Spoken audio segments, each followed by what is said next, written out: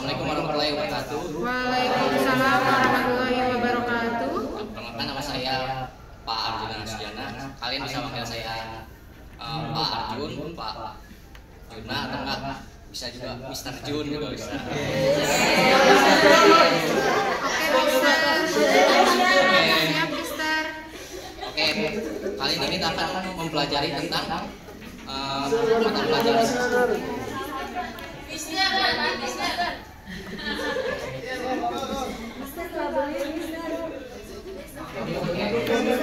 Oke, kali ini kita akan mempelajari tentang mata pelajaran akuntansi keuangan dengan materi penyusunan aset tetap. Oke, topik pembelajaran yang akan kita pelajari pada pertemuan kali ini adalah yang pertama, pengertian aset tetap, yang kedua, ciri-ciri aset tetap, yang ketiga, contoh aset tetap, yang keempat, pengertian penyusutan, lalu kemudian ada metode penyusutan yang ditambah dengan studi kasus. Oke, sebelumnya ada yang tahu nggak apa itu aset tetap gitu? Aset berwujud. Oh ya, aset berwujud. Ya bisa. Nah ya, tepat sekali ya.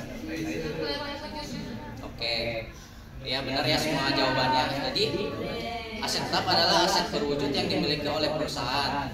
Nah, dia itu digunakan untuk aktivitas operasional perusahaan dengan tujuan untuk mendukung proses produksi barang atau jasa serta nah ini benar nih, dia memiliki masa manfaat lebih dari 1 tahun gitu. Nah, jadi dari definisi ini kita bisa mengetahui ciri-ciri dari aset tetap itu, yaitu yang pertama, dia itu berwujud. Jadi dia memiliki bentuk fisik yang bisa dilihat ataupun disentuh. Misalkan ini laptop, HP, atau gedung ini juga bisa gitu. Nah, yang kedua, umur asetnya yang atau masa manfaat yang panjang. Jadi aset tetap itu bisa digunakan dalam jangka waktu yang panjang gitu, bisa lebih dari 1 tahun atau lebih dari 1 siklus operasi perusahaan.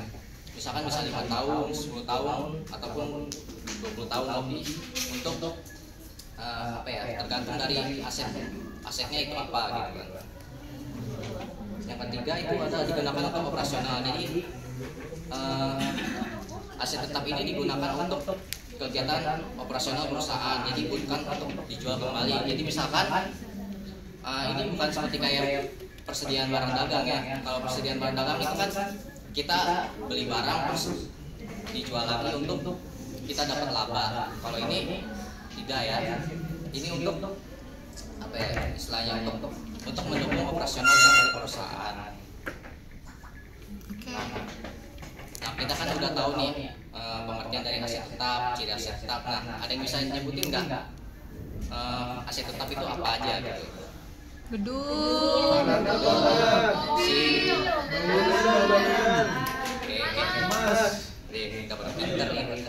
Amin. Nah, ini benar ya semua jawabannya. Jadi ini bisa dilihat di sini ada tanah ya. Ini nggak tahu tanah siapa. Ini nanya.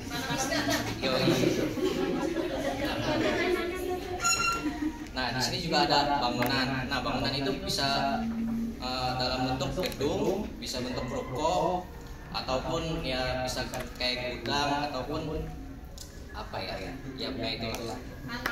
Nah ya, kantor, betul sekali. Nah, iya pabrik juga bisa. Nah, di sini ada contoh lagi, yaitu mesin pabrik. Mesin pabrik ini seperti yang ada di fotonya itu adalah mesin jahit untuk produksi di pabrik garmen atau pabrik pakaian ya. Dan ini ada kendaraan, itu bisa berbentuk mobil atau sepeda atau truk ya, truk pengangkut, ataupun bisa alat-alat berat seperti itu.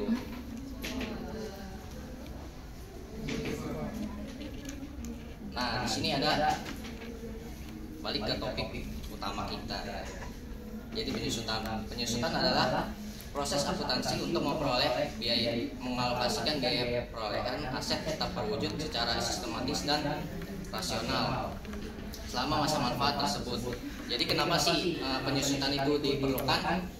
Karena ya misalkan kita beli barang ini laptop, nah kan nggak mungkin ya dari misalkan 5 tahun lagi harganya kita beli harganya 15 juta.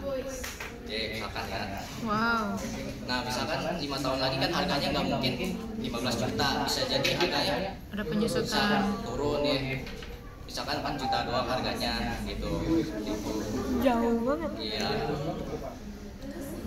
Jadi penyusutan ini mencerminkan daripada nilai aset. Jadi bisa disebabkan karena penggunaan dari waktu ke waktu. Nah, kerusakan. Yang kedua ada kerusakan kan akibat ya penggunaan ataupun bisa karena jatuh atau apapun ya yang menyebabkan nilai aset itu turun. Lalu ada perkembangan teknologi yang menyebabkan aset menjadi usang. Misalkan ada ini laptop ada versi yang lebih baru lagi daripada yang ini, lebih canggih, lebih bagus lah pokoknya gitu. Itu bisa menyebabkan nilai asetnya jadi turun juga gitu kan. Nah gini, untuk apa ya istilahnya? Untuk kita bisa mengetahui ataupun ada hal-hal yang bisa kita pertimbangkan dalam melakukan penyusutan, yaitu pertama ada harga perolehan. Jadi harga perolehan ini adalah seluruh biaya yang dikeluarkan untuk memperoleh aset tetap hingga siap digunakan. Jadi misalnya itu kayak apa ya, kayak kendaraan gitu. Kita beli kendaraan, itu kan ada harga belinya. Terus bisa ditambah dengan kayak ada pajaknya ataupun ada biaya-biaya seperti apa ya, kayak biaya untuk mengangkutnya, biaya angkut ataupun biaya apa gitu. Oh, surat menyuratnya pokoknya BPKB atau STNK itu kan ada gitu kan. Jadi intinya harga perolehan itu biaya harga beli ditambah plus dari biayanya gitu. Terus ada nilai resiko. Jadi ini adalah perkiraan suatu aset pada akhir masa pakai atau penggunaannya. Jadi di akhir apa ya, di akhir masa manfaatnya itu misalkan ada misalkan 5 juta gitu. Nah, sisa dari nilai aset itu ya. Jadi kita aset itu bisa dijual kembali, bisa mungkin dibuang aja lah, beli aja yang baru gitu, atau enggak bisa di apa ya, pokoknya dipakai lagi sampai habis lah pokoknya. Terus ada ini umur ekonomis. Jadi ini estimasi jangka waktu yang di mana aset itu diharapkan dapat digunakan untuk menghasilkan manfaat bagi perusahaan. Jadi intinya, jadi lamanya waktu aset itu untuk apa istilahnya? Aset itu untuk dipakai lah pokoknya. Oke, nah ini untuk mencatat jurnal mencatat daripada penyusutan ini pencatatannya itu ada beban penyusutan di kredit di debit, lalu akumulasi penyusutan di kredit. Nah, di anak-anak ya. Jadi beban penyusutan itu dicatat di laporan laba rugi sehingga mengurangi laba. Nah, akumulasi penyusutan itu dicatat di neraca, yaitu apa ya? Dia mengurangi nilai asetnya lah pokoknya. Oke, di sini kita akan lanjut ke metode apa ya? Metode untuk penyusutannya. Yang pertama itu ada metode garis lurus atau straight line ya guys. Oke Pak. Jadi metode ini metode yang paling gampang lah intinya metode straight line ini pokoknya jumlah penyusutan per tahunnya itu selalu sama. Jadi misalkan penyusutan per tahunnya itu 2 juta. Jadi umur asetnya 5 tahun. Jadi selama 5 tahun itu kita penyusutannya ya 2 juta gitu. Sama. Ya sama. Jadi rumusnya itu bisa dilihat ya anak-anak. Penyusutan per tahun sama dengan harga perolehan dikurang nilai residu dibagi lagi dengan umur ekonomis.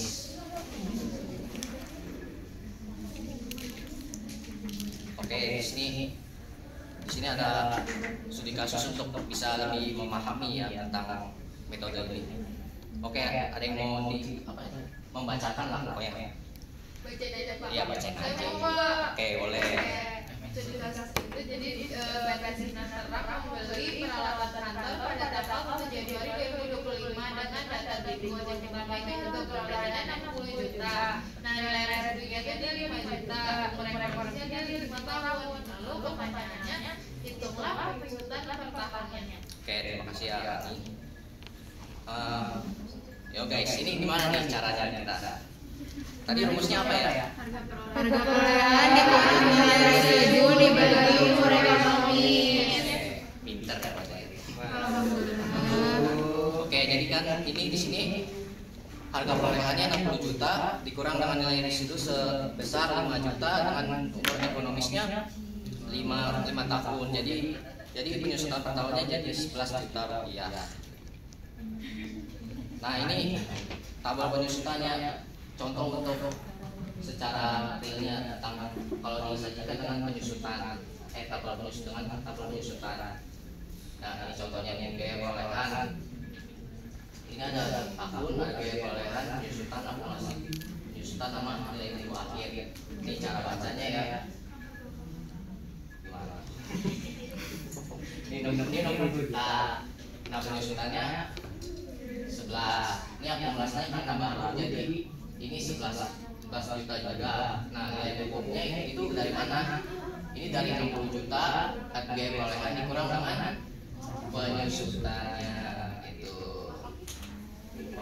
Oke, ini juga misalkan di tahun kedua nih 60 juta juga, penyusutannya 11 juta sama. Jadi ini akumulasinya kan ini udah 2 tahun, jadi kita tambahkan dengan penyusutan tahun lalu. Jadi 11 juta tambah 11 juta jadi 22 juta. Nah, untuk naik punya tadi sama 60 juta dikurang 49 juta dikurang 11 juta jadi 38 juta. Ini sampai habis di habis ya sampai tahun 2027 ini. Ini kan jadi 5 juta ya. Nilai residu 5 juta jadi untuk penyusutan itu disajikan dengan tabel penyusutan itu nilai akhirnya itu harus sama dengan nilai residu. Pastikan nilainya 5 juta. Jadi nilai akhirnya itu harus 5 juta juga.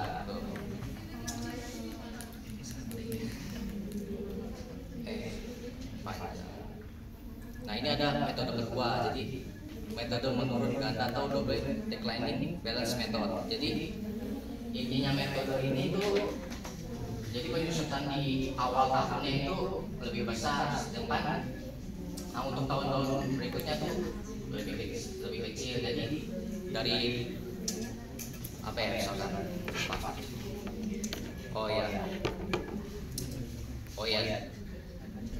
tahun-tahun awal itu lebih besar, terus turun gitu penyusutannya gitu.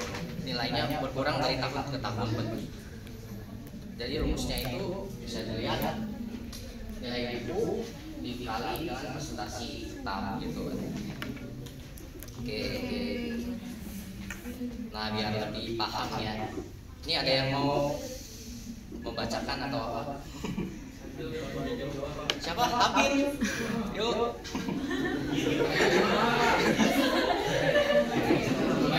Bacain aja.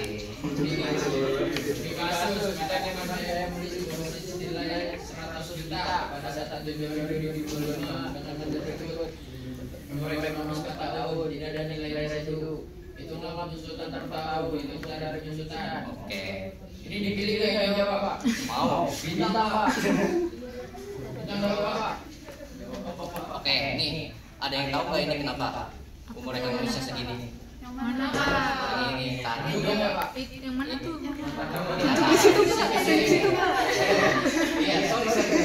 Ini kan tarif nih. Agak ini kenapa jadi 25% ya?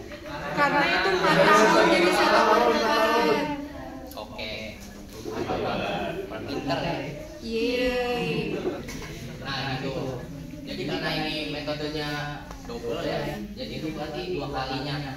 Jadi anggap aja ini kalau udah ada ininya tarifnya ya, jadi langsung aja misalkan 25%, jadi 2 kali 25%, jadi 50% jadinya tarifnya. Oke sih. Nah ini contoh tabelnya sama aja ya, kayak tadi, cuman ini pakai persentase. Jadi persentase yang udah ditetapkan, yang udah kita cari tadi 50% ya kan. Jadi ini bisa dilihat ya persentasenya turun gitu sampai nilainya 0 gitu.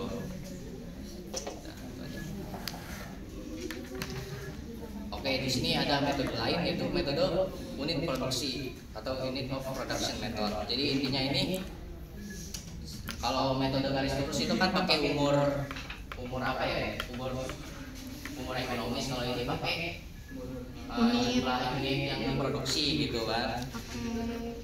Nah ini rumusnya nih, penyusutan per unit harga perolehan kurang dengan nilai residu dibagi dengan jumlah unit produksi gitu kan.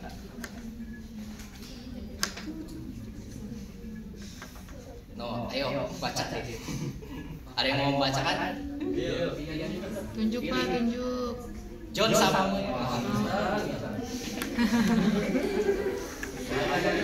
Baca aja nih.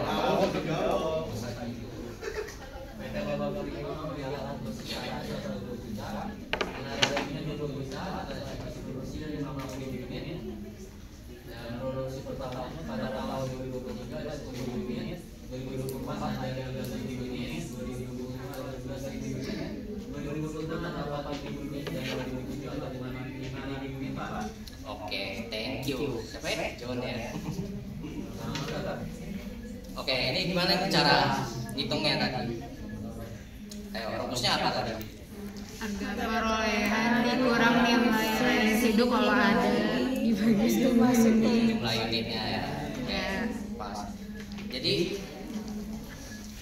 hitungannya ini tadi apa? Harga perolehannya 120 juta dikurang dengan nilai residunya 20 juta dibagi dengan estimasi produksinya 50.000 unit gitu. Jadi penyusutan per unitnya jadi berapa tuh? 2.000 per unit ya. Mana ini? Nah ini contoh dari penyajian tabel penyusutan ya kan. Nah bedanya ini kan ada unit produksinya tadi kan. Unit produksi ada tarif unit, lalu beban penyusutan nilai akhir gitu kan. Ini contoh aja ya. Jadi cara apa ya? Cara membacanya gitu kan. Jadi 10.000 dikali dengan 2.000 jadilah beban gitu kan, 20 juta. Nah nilai ribunya itu dari tadi kan berapa tuh? Oh iya, harganya itu kan 120 juta. Jadi 120 juta dibagi dengan bebannya gitu kan. Nggak terus gitu kan, kayak gitu sampai di tahun 2027 ya kan. Nah lihat kan nilai resikonya sama gitu, 20 juta gitu kan. Ya kan?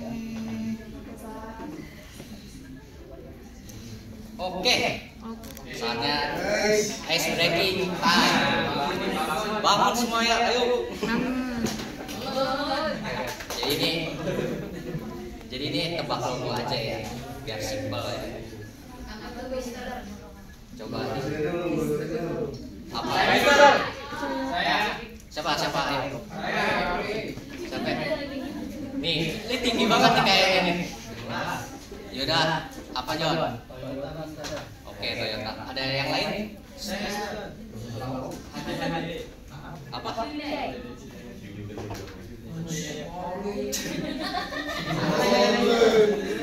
Oke, ada lagi? Siapa? Yamaha. Oke, boleh. Apa tuh jawabannya? Lagi.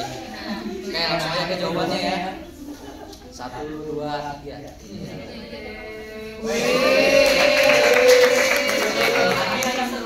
Nanti aja.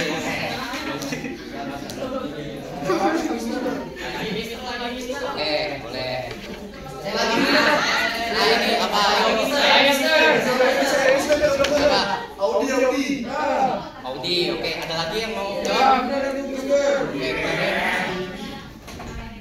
Oke, udah ya.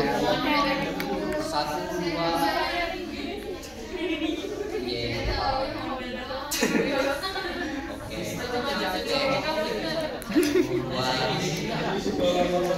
Oke.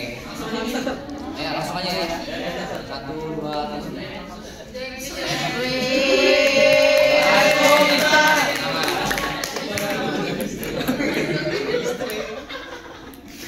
Oke, lagi nih. Oke.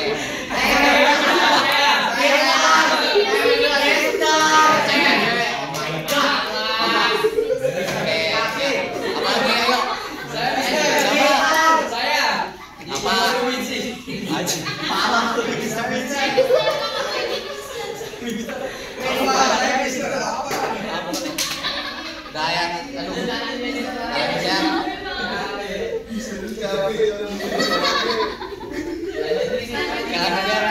Sekarang 1, 2, 3.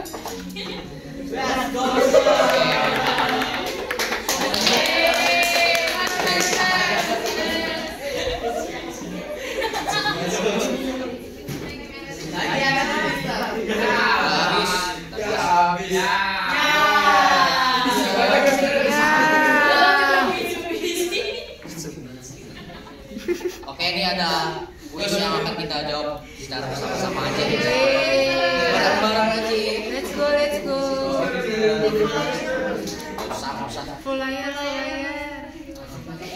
Langsung nih, langsung. Oke. Start.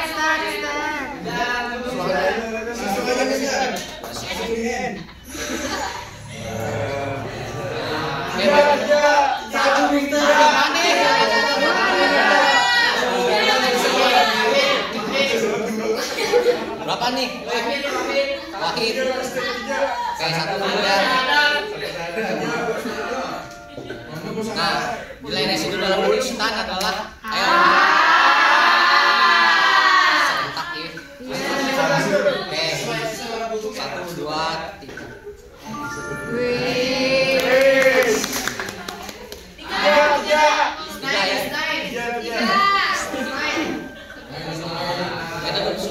Sutannya mau membantu. Oke, ye.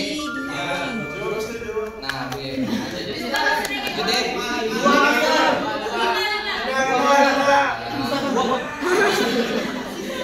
Baru. Ini apa nih?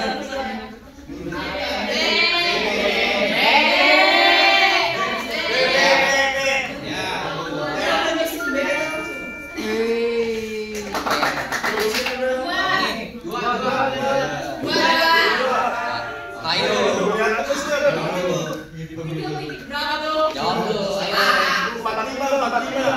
Berapa, ayo? Nih, 45 ya. Oke, 2.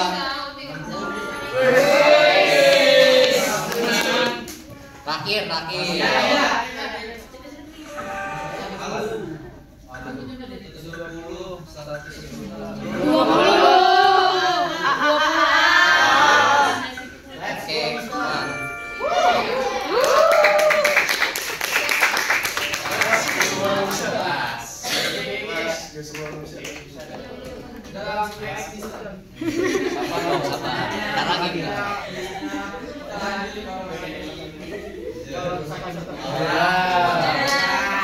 Nah, ini bacakan ya.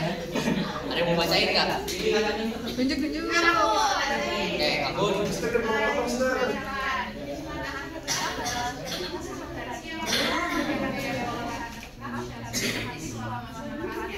Tujuannya adalah dari eksperimen pemakaian kaum atau sam yang berbeda dengan permohonan terdapat beberapa metode yang berbeda. Yang pertama, menggunakan metode streamline. Metode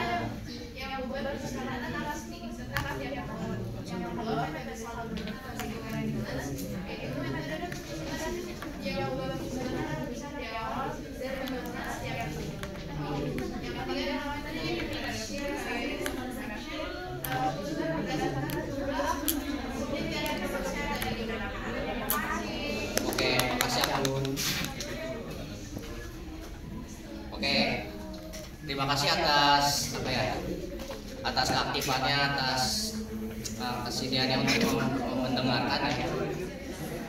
Sekian dari saya. Wassalamualaikum warahmatullahi wabarakatuh. Waalaikumsalam warahmatullahi